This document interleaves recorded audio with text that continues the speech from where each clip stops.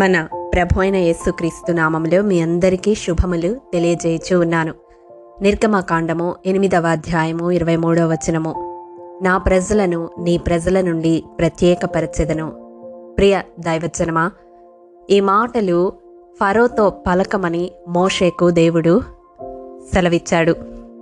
ఫరో తనను సేవించుటకు తన జనులను పోనీయనొల్లని ఎడల అతని మీదకి, అతని సేవకుల మీదకి, అతని ప్రజల మీదకి ఈగల గుంపులను వారి ఇండ్లలోనికి పంపుతానని దేవుడు ఫరోకు చెప్పమని మోషేతో పలుకుతాడు. ఐగుప్తు దేశమంతా ఈగల గుంపులతో నిండియున్న సమయములో దేవుడు తన ప్రజలు నివసించు గోషేను దేశమును వినాయించెదనని చెబుతూ, నా ప్రజలను నీ ప్రజల నుండి ప్రత్యేకపరచెదను అని ఫరోతో మోషే ద్వారా పలుకుతూ ఉన్నాడు. అవును ప్రియ దైవజనమా, దేవుడు తన ప్రజలతో వ్యవహరించే విధానము ప్రత్యేకముగా ఉంటుంది. తనకు సొత్తుగా, తన ప్రజలుగా ఆయన ఎన్నుకున్న వారి పట్ల ఆయన తీరు భిన్నముగా ఉంటుంది. ఈ వాక్యము వింటున్న ప్రియ సహోదరుడా, సహోదరి, నీవు దేవుని ప్రజల జాబితాలో ఉండడానికి ఇష్టపడుతూ ఉన్నావా? అయితే దేవుడు నీ పట్ల చేసే కార్యాలు నీవు ఎరిగి ఉన్నావా? తన ప్రజలను దేవుడు హోషేయ గ్రంథం 6వ అధ్యాయం 11వ వచనం ప్రకారం చెరలో నుండి బయటికి రప్పిస్తాడు. అది పాపపు చెర. అవును ప్రియ దైవజనమా, నీవిప్పుడు ఏ చెరలో పట్టబడి ఉన్నావు? ఆ చెర నుండి దేవుడు నిన్ను బయటకి తీసుకుని వస్తాడు.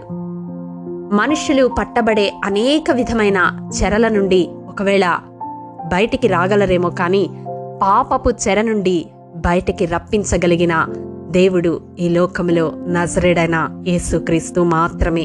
పాపములను క్షమించుటకు మనుష్య కుమారునికి అధికారం ఇయ్యబడి ఉన్నదని వాక్యము తెలియజేస్తా ఉన్నది. ఎందుకనగా ఆయనలో ఏ పాపము లేదు.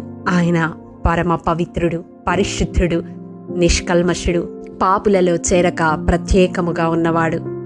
అవును ప్రియ దైవజనమా, కోటాను కోట్ల దేవదూతల చేత నిత్యము పరిశుద్ధుడు పరిశుద్ధుడని గాన ప్రతిగానముల చేత స్తుతించబడే ఆ దేవుడు నీ నా పాపపు చెర నుండి మనలను విడిపించడానికి పాపము లేనివానిగా ఈ లోకములో అరుదించాడు. పాపదాస్యము నుండి మనలను విడిపించడానికి తానే ఆ కల్వరి శిలువలో ప్రాయశ్చిత్తార్థ బలిగా తనను తాను అప్పగించుకున్నాడు. అంత మాత్రమే కాదు, యెహెజ్కేలు గ్రంథం 37వ అధ్యాయం 13-14 వచనాల ప్రకారం మృతతుల్యమైన మన బ్రతుకులను తన ఆత్మతో నింపి జీవములోనికి నడిపిస్తాడు. అవును, తన ప్రజలైన వారు అపరాధముల చేత, పాపముల చేత చచ్చిపడి ఉన్నప్పుడు తన ప్రియ కుమారుడైన క్రీస్తుతో కూడా బ్రతికించినట్లుగా ఎఫెసీ పత్రిక 2వ అధ్యాయం 1వ వచనంలో చూస్తాము. అవును, మన జీవితాలు మరణానికి పాత్రమైనవి. అటువంటి మనలను మరణము నుండి జీవములోనికి దాటించాడు.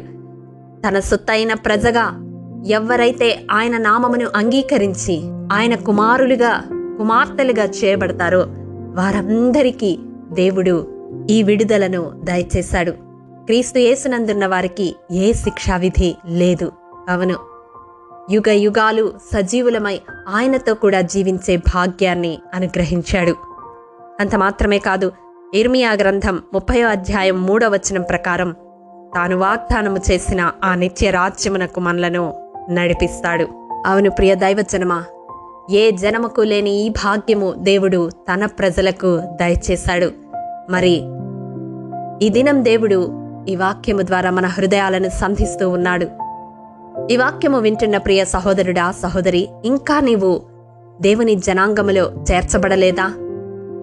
నీ కొరకు రక్తం కార్చి ప్రాణం పెట్టిన యేసయ్య పిలుపును, ఆయన త్యాగాన్ని నిర్లక్ష్యం చేస్తూ ఉన్నావా? ఇదే అనుకూల సమయం, ఇదే రక్షణ దినం. ఈ క్షణమే నీ పాపములన్నిటినీ ఆయన పాద సన్నిధిలో ఒప్పుకొని విడిచిపెట్టి, నీ నోటితో ఆయన ప్రభు అని ఒప్పుకొని, నీ హృదయములో ఆయన రక్షకునిగా అంగీకరిస్తే ఈ మేలులన్నీ ఆయన ప్రజగా నీవు పొందుకోగలవు. అతి కృప దేవాది దేవుడు మీకు దయచేయునుగాక. ఆమేన్. మమ్మల్ని మిక్కిలిగా ప్రేమించిన మా ప్రియ పరలోకపు తండ్రి, మీ పరిశుద్ధ పాదములకు వందనములు దేవా. విత్తబడిన వాక్యమును ప్రతి హృదయములో నూరంతలుగా ఫలింపచేయండి నాయనా. మా జీవితాలలో నీ ప్రజలుగా మమ్మల్ని ఏర్పరచుకొని పాపపు చెర నుండి విడిపించి మృతతుల్యమైన మా బ్రతుకులను నీ ఆత్మతో నింపి జీవములోనికి నడిపించి నీ వాగ్దానం చేసిన నిత్యరాజ్యమునకు వారసులుగా మమ్మలను అనుదినము నీ ఆత్మ ద్వారా తీర్చిదిద్దుతున్నందుకు హృదయమారా మిమ్మల్ని స్తుతిస్తూ ఆరాధిస్తూ ఉన్నాం. ఎందరు ఇట్టి భాగ్యమును పొందుకోలేక ఇంకా రక్షణను నిర్లక్ష్యము చేస్తూ ఈ మాటలు వింటూ ఉన్నారో అటు ప్రతి ఒక్కరిని నీ కృపతో నీ వైపుకు ఆకర్షించుకొని నీ సొత్తైన ప్రజగా చేసుకోమని బ్రతిమిలాడుతూ యేసు అతి పరిశుద్ధ నామం పేరట అడిగి పొందుకొని ఉన్నాము తండ్రి, ఆమేన్. ప్రియ దైవజనమా, అనుదినము షారోన్ మన్నా ద్వారా అడగబడుచున్న బైబిల్ క్విజ్ ప్రశ్నలకు సమాధానములు ప్రతి నెల మొదటి వారము కామెంట్ బాక్స్లో పోస్ట్ చేయబడతాయి. కాబట్టి గమనించి మీకు తెలియని ప్రశ్నలకు సమాధానములు తెలుసుకొనగలరని ప్రభు పేరట మనవి చేయుచూ ఉన్నాము. ప్రియ దైవజనమా, ఈ దినం బైబిల్ క్విజ్ ప్రశ్న: మరణాపేక్ష గలవాడై ఏలియా ఏ వృక్షము క్రింద కూర్చుండెను? ప్రియ దైవజనమా, ఈ దినము జన్మదినము, వివాహ దినము జరుపుకుంటున్న వారికి షారోన్ గ్రూప్ తరపున హృదయపూర్వక శుభాకాంక్షలు తెలియజేయుచూ ఉన్నాము. దేవుడు శ్రేయస్కరమైన ఆశీర్వాదములతో ఈ సంవత్సరాది నుండి సంవత్సరాంతము వరకు మిమ్ములను నింపాలని ప్రార్థిస్తూ ఉన్నాము. ఆమేన్.